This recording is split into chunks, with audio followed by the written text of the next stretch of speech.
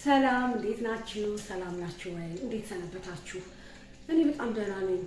ያው ከአራት ከአምስት ወር ገደማ በኋላ መጥቻለሁ፣ ጠፍቻለሁ። በውስጥ መስመር በስልክም በአካልም ምነው ጠፋሽ እባክሽን ብላችሁ ያላችሁኝ ሁሉ በጣም አመሰግናለሁ ስለምታበረታቱኝ። አሁን ቢሆን ድጋፋችሁ አይለኝ።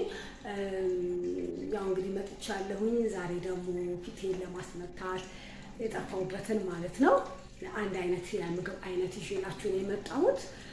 ጎረቤቴ አንድ በጣም የሚጣፍጥ በቃ ጥብስ የሚል ምግብ ሰርታ ቀመስኩኝ እና በጣም ይጣፍጣል።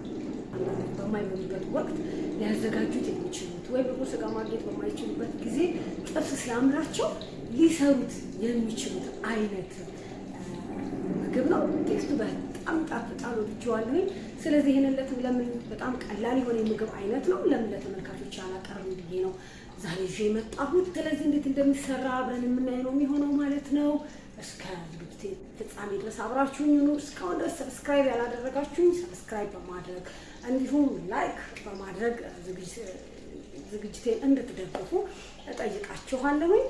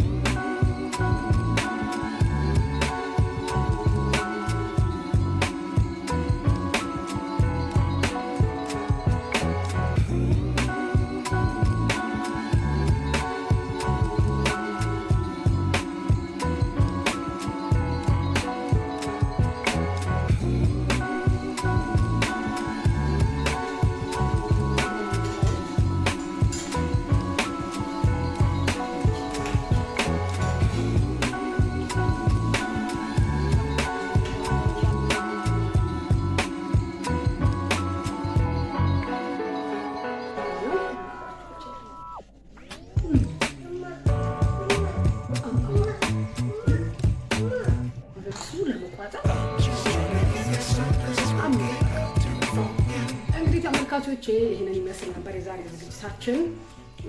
ቆንጆ የስጋ ሊተካ የሚችል ጥብስ ነው። የጥብስ ቃና አለው፣ ጥብስ ቅጠል አለው፣ ቁንዶ አለው፣ ቃሪያ አለው።